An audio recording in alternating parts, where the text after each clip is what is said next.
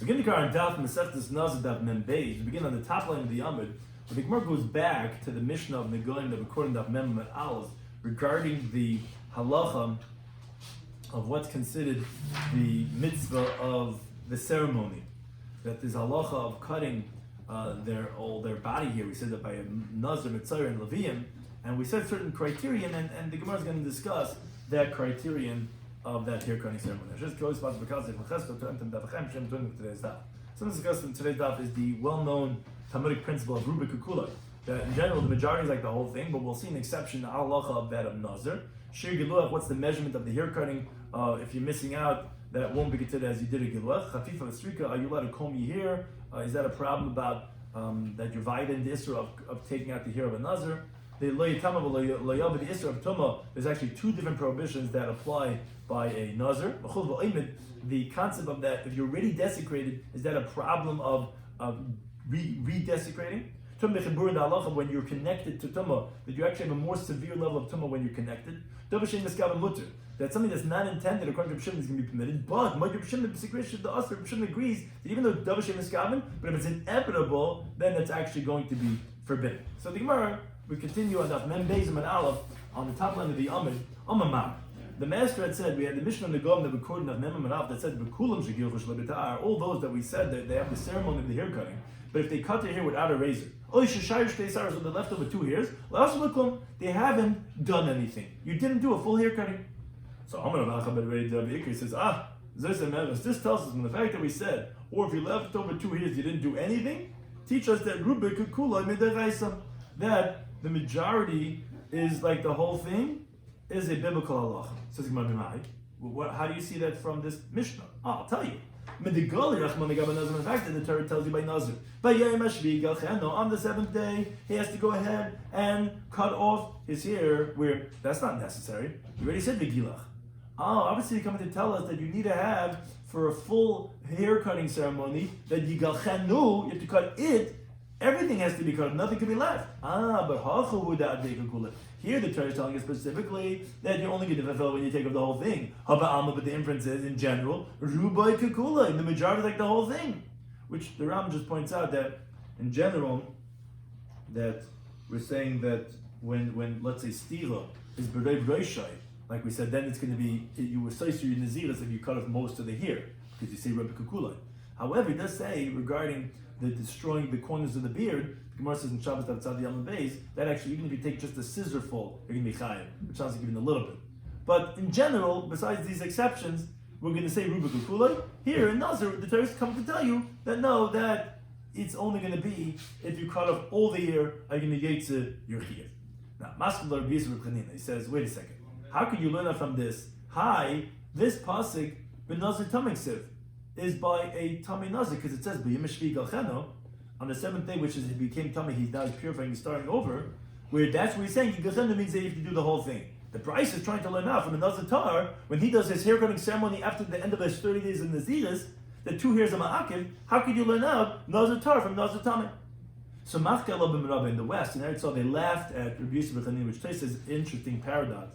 He says, the Gemara, in the first paragraph of Sanhedrin, tells us that whenever he uses certain terminologies in Mishnayos, in the Gemara, that it's that Tana. And when it says Machkala b'Merava, that's Rabbi Yisrael Reb Chanina. And now they find him laughing on his words. So it's interesting that he says that usually Machkala b'Merava means him. But now they're saying on what he said was Machkala b'Merava. So be that as an A, they laughed at what he said. They said, Mechti, listen, you're asking how to learn the Nazir Tar from Nazir Tamei? Nazir Tamei Dibatar. The halacha that a Nazir that's Tamei, that he uses a razor. Minalan, what do we know that when he's starting over, when he cuts his hair to start over, Minalan, what do we know they use a razor? Obviously, Minazir Tar Yolov. Obviously, learn out from a Tar Nazir, because by a Tar Nazir there it says razor, like we said in the previous time, either according to Rebbe, however he learns, or Kartanikam, however he learns, as we mentioned previous stuff. So the same thing is Lacy Nazir Tar, but let him Nazir Tamei. So then, for the same thing, you could do the other way. You could learn Nazir Tamei, that 2 hairs are Ma'akiv. Ma Tamei, just like a Tamei Nazir. Ki Shaish Te Sayavas, he leaves over 2 hairs. But like Klom he hasn't done anything because he had the word Yigalchenu is going on in Nazir Tamei. Sacham here also, Ki Shaish Te Sayavas, when he have 2 hairs by the Nazir Tar, in his final ceremony. But like Klom he hasn't done anything, so that's not so difficult. Never they laughed at him and says, what do you mean? We know we learn a Tomei from Tar, so why can't we learn a Tar from Tomei? But now a related discussion, Abai has the following question. Nazir Shegilach, a Nazir that cut his hair. Vishtayishte says we left him with 2 hairs. Now, at that time, he didn't cut very well, and then he waited to cut those 2 hairs, and it was already tzamach reisha. The hair in his head grew back, and now he cuts off those other 2 hairs. Ma what's halacha? Is it ba'akva or not? As Taisa explains the question, do we say that cutting off those 2 hairs, you didn't do anything? Because when you cut it off, your head's full of hair. Or do you say, no, I originally cut everything besides 2 hairs. Now I wait a little bit, but now I cut those 2 hairs. So maybe I completed the original giluach, even though there's hair on the head now. Another question by Rabbi says, what's a Nazir Shegilach? And the Nazir cuts his head, meaning he cuts off the hair on his head. The Nishtei says, he leaves over 2 hairs. The Gilach Achas, now he cuts 1. The Nash Achas, and 1 falls out, the second one falls out. Now what's the halacha? Do we say that since Lamaisi didn't cut the 2 hairs, it's not a giluach? Because 2 hairs have a share of a giluach? Or maybe that, no, there's no hair now left. So he fulfilled his obligation. So then the Gemara asks, somebody Rav Achman, different Ravina says, I don't understand. Gilach Saga Saga Kamipoila, the Rav is asking that if you're cutting it here and you're cutting it here, in other words, for sure it's considered hair cutting. Because since when you're coming to cut the hair, you had a shear of giluch, which is 2 hairs, and now the second one falls out, well, of course you fulfilled the obligation, because you were coming to cut 2 hairs. And later rather says the Gemara, no, it should be reversed order. Nosha achas v'gila achas. What happened was that one fell out, and then he cut the second one. So when he was coming to cut the hair, then he didn't have a shear of giluach. So that's the question, Mahu, do we say that, so right now there's no hair? So Amalei said to him, yes, giluach enkan, there's obviously no hair cutting. A giluach is only if you have 2 hairs. 1 hair is not a shear giluach. So since you didn't do hair cutting, so sarin kan, so there's no hair now. So he says, that doesn't make sense. Sarin kan, there's no hair here, so giluach is going to say that you did the hair cutting. So he must have no, this is what we meant to say. Afal pisha sar enkan, even though there's no hair here, mitzvah giluach enkan. There is no mitzvah of hair cutting. Because since by the first hair cutting you left over 2 hairs, and with this hair cutting you only cut 1 hair, because the first one already fell out, you couldn't make it up, because you didn't cut off, you didn't do giluach on the 2 hairs. So therefore, you wouldn't have been yaitza mitzvah of giluach. Now the next mission continues regarding this prohibition of the hair cutting. Again, we're talking about the shleishim, meaning the 3 types of things that are forbidden for a nazir. One of them is the hair cutting. So says the Mishnah, nazir chayfif. A nazir could go ahead and scrub his head with his shampoo, even though sometimes hair falls out, but it's what's called davar she'ein muskam. It's unintentional. According to Rabbi Shimon, who is the town of the Mishnah, it's permitted. And so to umafasfis, he's allowed to go ahead and separate the hairs one from the other, even though sometimes hairs fall out. But he cannot comb his hair, which in the Gemara it sounds like that generally when a person combs his hair, it's intending to remove those loose hairs that are being pulled out. So the Gemara actually says there's a question.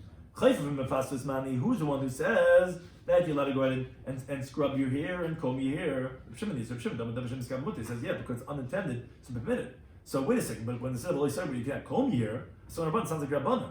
So Rabbi Shimon said Rabbanan? Says Rabbanan, he says, Kul Rabbi Shimon, it's all Rabbi Shimon.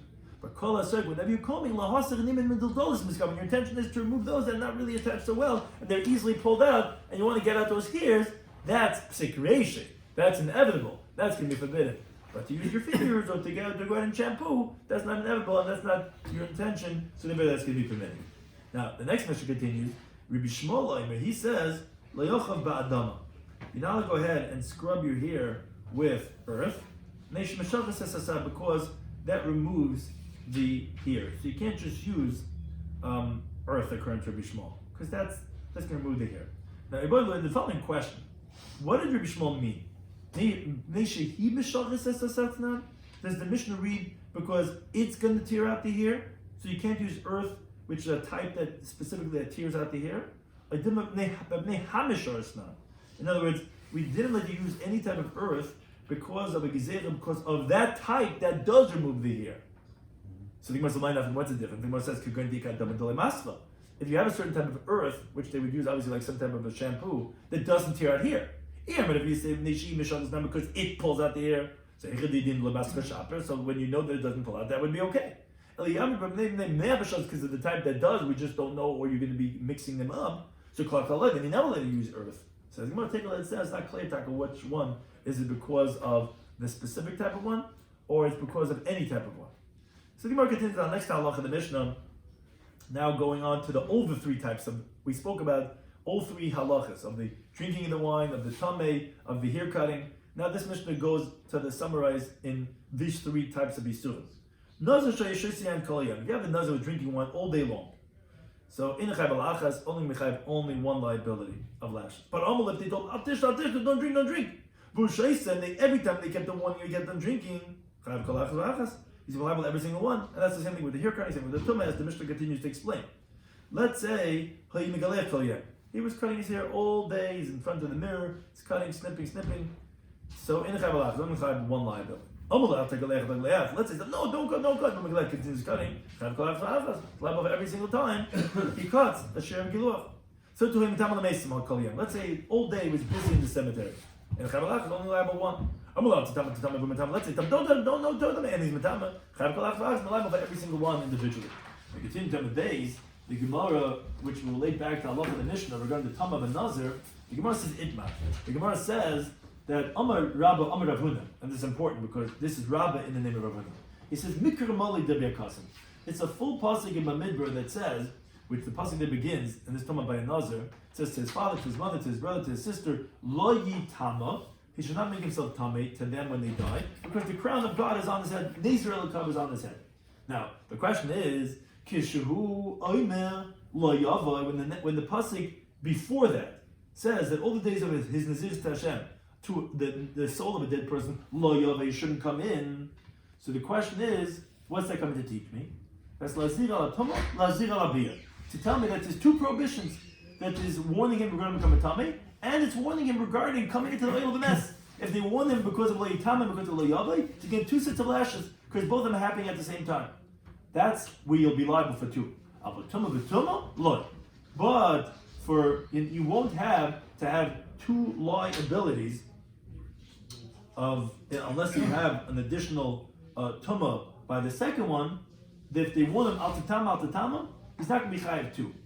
Which that's what we can shortly bring from the Mishnah, seemingly to contradict this. But that's Rabbi in the name of Rabbi. But Rabbi Yisrael Amar, he says, holy Kim, he's by God. Amar Rav Huna says, no, not true. I feel a tumah v'tumah. And some places have add on words. No, even without additional tumah, you could be chayiv for two liabilities just of tumah, not of lo yavai, but even just of lo yitam. Why? Where do you see this? Because Amar Rav Huna said, if Nazir was in the cemetery, and they stretch out to him his dead relative, because as Tais explains that on relatives, a Nazir is prohibited to become a Tamei just like a Kohen Gadol, unlike a regular Kohen who could become a Kravim. Nazir is like a Kohen Gadol in this thing. So let's say they stretch out to his dead relative, or Mesach for some other dead person. The Nogabai, and he touches him, Chai is going to be Chai. Wait a second, am I? I'm a Tamei of a Kohen, but he's already Tamei. Allah Shemana, because in the cemetery. Allah Shemana, obviously, Rav Huna said, even that you were already Tamei, you can be liable for another Tamei. So Rav Yisrael disagrees with Rabbah, what Rav Huna said. But Abaya asks, he says, wait a second. The Brisa says, you have a Kohen that had a corpse on the shoulder, and then they stretch out to him his dead relative or another dead person. So let's say there was some building that collapsed or whatever, and he's busy, and he already has a dead person. They give him another dead person. But not when he touched him, you would think he'd be liable because he's a Kayin, the Kayin's not making himself Tamei, which the Vilna Gaon points out, and so too does Taisus, that the Gisra shouldn't really be B'lo Yichal, it should actually be Lehechaloi, a different pasuk. Because you can't say that, because Lo Yichal is not talking about the Asar of Tumah. It's talking about something else. It's talking about actually like marrying the wrong type of people. And also shortly, you see it's obvious as Lehechaloi, and that's by a Kohen.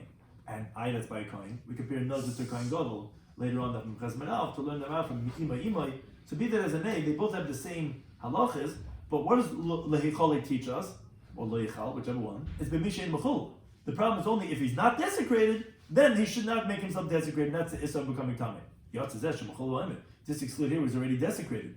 So if that's the case, how are you telling me that you're going to have the halacha, you, Rav Yisrael, in the name of Rav Huna, that even Tumah v'Tumah by an Nazir or a Kohen, but we see from Leichalei, which again the Kohen is compared to Nazir, that it's only a problem if you're not mechol. If you are mechol, there's no problem about mechol again.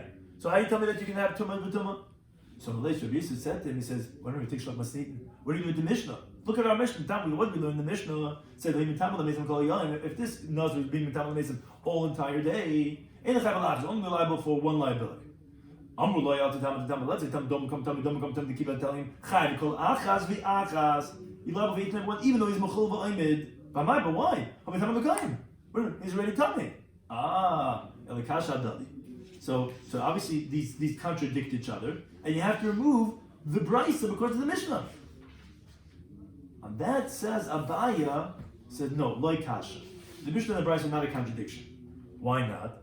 Because the brisa talking about bichiburin, which is when he's connected to the dead person, and they warn him and they stretch out to him another mess, then he's not going to be shy because he's holding the dead person right now. He's mechol v'oimid. Our Mishnah is shaloi bichiburin.